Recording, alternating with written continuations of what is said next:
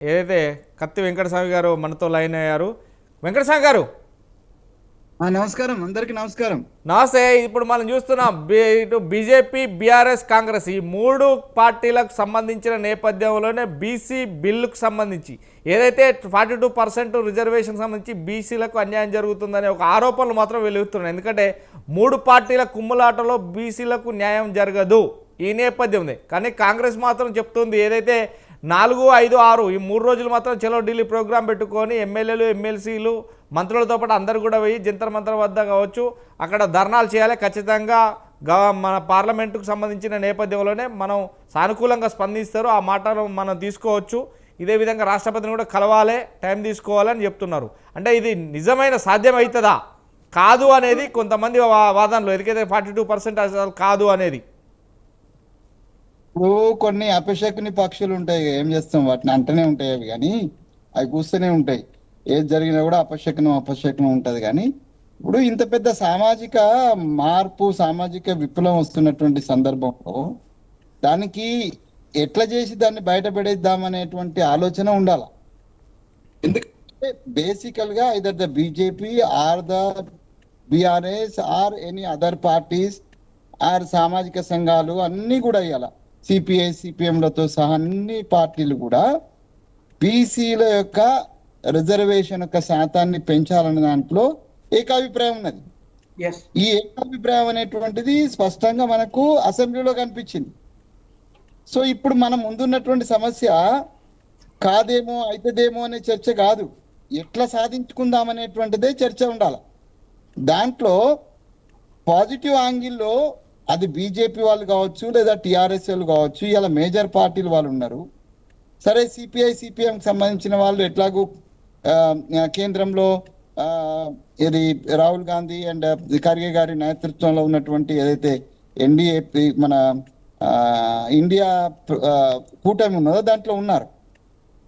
కాబట్టి అక్కడ ప్రాబ్లం లేదు వాళ్ళతో. ఇక్కడ వీళ్ళిద్దరు కూడా ప్రతిపక్షంలో ఉన్నారు. ఎవరు? మన బీజేపీ అండ్ బీఆర్ఎస్. కానీ బీజేపీ ఇంట్రెస్ట్ కూడా 40% రావాలనేదే, బీసీలకు రిజర్వేషన్ రావాలనేదే. 40 కాకపోతే 50 లేకపోతే ఇంకా ఎక్కువనో రావాలి. జనగణనలో కొంత తప్పులు జరిగినా మేము ఇంకా ఎన్హాన్స్ చేసి సైంటిఫిక్ గా చేస్తాం, ఇంకా సైంటిఫిక్ గా చేస్తామని అంటారు. ఎందుకంటే మోడీ గారు ఆయన చెప్తాడు కదా, ఆయన పుట్టినప్పుడు ఏదో చిప్పు లోపల పెట్టిండట ఆయనకు. సో అందువల్ల ఆయన చాలా ఎక్కువ పైన ఆలోచిస్తాడట, కిందికి ఆలోచించాడట పాపం ఆయన. సో కాబట్టి మాకన్నా ఇంకా సైంటిఫిక్ గా చేస్తే ఇట్ మే ఎన్హాన్స్, సంతోషం. కానీ 42% అయితే అంగీకారం ఉన్నది బీజేపీకి, టిఆర్ఎస్ కి అంగీకారం ఉన్నది. సో ఇప్పుడు బీజేపీ, టిఆర్ఎస్, కాంగ్రెస్ కాదు, ఇక్కడ తెలంగాణ ప్రాంతంలో ఉన్నటువంటి బీసీ ప్రజల ప్రతినిధులం మనం అందరం, అందరి ప్రతినిధులం. సో బీసీలకు కూడా మనం ప్రతినిధులమే. అది బీసీ పుడితేనంత మాత్రాన బీసీకి ప్రతినిధి కాదు, అందరి ఓటుతో గెలుస్తున్నాం మనం. అది రెడ్డి గెలిచినా, ఎస్సీ గెలిచినా, బీసీ గెలిచినా అందరి ఓటుతో గెలుస్తాం. కాబట్టి సమాజంలో ఒక మేజర్ పార్ట్ అయినటువంటి బీసీలు 56%గా ఇలా మనకు వచ్చిన లెక్కల ప్రకారం 56%గా వచ్చినది. దాంట్లో మా బండి సంజయ్ కొద్దిగా అభ్యంతరాలు ఉంటాయి, ఏదో ముస్లిం తీసేద్దామని. సరే, తీసేసి ఒకేలా తీసేసినా 50 ఉంటాయి, ఇస్తామే. 50 కాకదా ఇప్పుడు మేము ఇచ్చింది 42. మేమేదో మా మేము కూడా యాక్చువల్లీ నేను నా వ్యక్తిగతంగా అయితే 52 ఎందుకు, మనం ఎక్కువ చేయాలి కదా. కానీ మేము కామారెడ్డి ఇచ్చినటువంటి ఏదైతే వాగ్దానం ఉన్నదో, కామారెడ్డిలో మేము డిక్లరేషన్ లో 42 పెట్టినాం. కాబట్టి ఆ 42కు ముందుకు తీసుకెళ్తున్నాం. దాంట్లో ఏదైతే అఫీషియల్ ప్రాసెస్ ఏదైతే చేయాలనో అదంతా కూడా మా దగ్గర నుంచి అయితే రాష్ట్రం నుంచి చేయాల్సిన ప్రాసెస్ అంతా చేసినాం. అది చేసి కేంద్రం దగ్గరికి వెళ్ళింది. కేంద్రంలో ఉన్నటువంటి భారతీయ జనతా పార్టీ ప్రభుత్వము ఇక్కడ ఉన్నటువంటి కిషన్ రెడ్డి గారు, లేకపోతే సరే కిషన్ రెడ్డి గారు అంటే కేంద్రం ఉన్నారు, ఇక్కడ ఉన్నటువంటి అసెంబ్లీలో ఉన్నటువంటి 8 మంది ఎమ్మెల్యేలు కేంద్ర ప్రభుత్వంలో ఉన్నటువంటి పెద్దల యొక్క ఆదేశం లేకుండా, వాళ్ళ యొక్క కన్సల్టేషన్ లేకుండానే అసెంబ్లీలో జయగొట్టిండ్రా అండి? కొట్టరు కదా. ఏ పార్టీ, మా పార్టీ అయినంతే, వాళ్ళ పార్టీ అయినంతే, జాతీయ పార్టీ. సో కేంద్ర ప్రభుత్వం ఉన్నటువంటి అధిష్టానంతో మాట్లాడిన తర్వాతనే వారు ముందుకు పోయినారు, సమర్థించినారు. ఇప్పుడు నేనైతే అప్పీల్ చేస్తున్నా on behalf of the OBCs, దయచేసి పార్టీలకు జెండాలకు అజెండాలకు అతీతంగా ఎట్లయితే తెలంగాణ ఉద్యమంలో మనం అంతా కలిసి పనిచేసి మనం సాధించుకున్నామో అదే రకంగా బీసీ రిజర్వేషన్ ను కూడా అదే స్థాయిలో పోరాటం చేసి అంతకన్నా ఎక్కువ స్థాయిలో పోరాటం చేసి, ఎందుకంటే తెలంగాణ ఉద్యమం జరుగుతున్నప్పుడు కూడా పదే పదే మాట్లాడిన మాట తెలంగాణ వస్తే ఈ తెలంగాణలో ఉన్న 85 నుంచి 90% ఉన్నటువంటి ఎస్సీ ఎస్టీ బీసీ మైనారిటీ వర్గాలకు న్యాయం జరగాలంటే తెలంగాణ రావాలని చెప్పినటువంటి వాళ్ళల్లో నేనున్నా, కేసీఆర్ గారు కూడా ఉన్నారు, ఇక్కడ ఉన్న రామూర్తి అన్న కూడా ఉన్నారు. కాబట్టి తెలంగాణ వచ్చిన తర్వాత ఏదైతే ఒక మేజర్ వర్గానికి జరగాల్సినటువంటి ఏదైతే న్యాయం ఉందో ఆ న్యాయంలో న్యాయ యోద్ధ రాహుల్ గాంధీ గారు కలిసి వస్తున్నారు. మోడీ గారు కూడా జనగణన కులగణన చేస్తానని ముందుకు వచ్చినారు. సరే, కేంద్రం సమ్మతి ఉన్నది, రాష్ట్రం సమ్మతి ఉన్నది. ఇక సమ్మతి లేనిది ఎక్కడ? ఎవరో ఒకరు, నేను అన్న కదా అపశకుని పక్షులది కాదు పోదని, ఎవరు రామచంద్రరావు లాంటి వాళ్ళు ఒక కూత కూస్తే దాంతో అయ్యేదేం లేదు. ఇప్పుడు ఏం జరగాల్సిందే అంటే దీంట్లో ప్రతిపక్ష మిత్రులు నిజంగా బీసీ ప్రజల పట్ల, వాళ్ళందరూ కాంగ్రెస్ ప్రజలు కాదు, బీసీ ప్రజలు మిమ్మల్ని కూడా గెలిపించున్నారు, అది గుర్తుపెట్టుకోవాలి.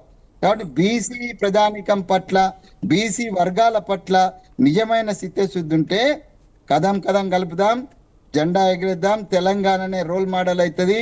మొట్టమొదటిసారిగా పెద్ద కొట్లాటతో ఎట్లయితే తెలంగాణ తెచ్చుకున్నామో అట్లాగే పెద్ద కొట్లాటతోటి అన్ని వర్గాలను కలిసి, అన్ని పార్టీలు కలిసి మనం ఢిల్లీ వేదిక కొట్లాడి మోడీ గారిని ఒప్పించి మెప్పించి బీజేపీని వాళ్ళ యొక్క విధానాన్ని, అంటే ఇంటర్నల్ ఏమైనా విధానం ఉంటే అది మార్చుకొనైనా సరే బీసీలను ఆశీర్వదించమని బీసీ ప్రధానమంత్రి ఉన్న దృష్టిలో కొద్దిగా విశ్వాసంతో నేను చెప్తున్నా. బీసీ ప్రధానమంత్రి ఉన్న దృష్టిలో ఇది సాధ్యమే. ఎందుకనంటే ఈడబ్ల్యూఎస్ యొక్క రిజర్వేషన్ సంబంధించినటువంటి కోటేశ్వరరావు గారు తెలుసు, 1 week ప్రాసెస్ పూర్తి అయిపోయింది. అది అంటే చిత్తశుద్ధి ఉంటే 1 dayలోనే అయిపోతాయి అన్ని పనులు.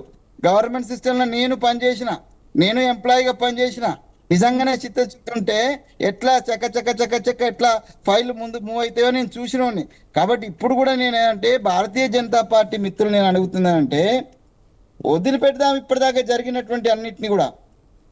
ఇప్పుడు మీరందరూ కూడా బీసీ నినాదానికి, బీసీ వాదానికి, బీసీ ప్రజల యొక్క సంక్షేమానికి కట్టుబడి ఉన్న దృష్ట్యా మీరు మేము తేడా లేకుండా మనమనే పదంతో ఈ బీసీ రిజర్వేషన్ సాధించడంలో అందరం ఒకటిగా అన్నదమ్ములాగా, తర్వాత ఎలక్షన్స్ వస్తే ఎలక్షన్లో కొట్లాడతాం, ఎలక్షన్లో ఎవరికి ఫాయిదా అయితే వాళ్ళకి అవుతుంది. ఇప్పుడు 42% రాగానే మొత్తం బొలవని కాంగ్రెస్కి వేయరు.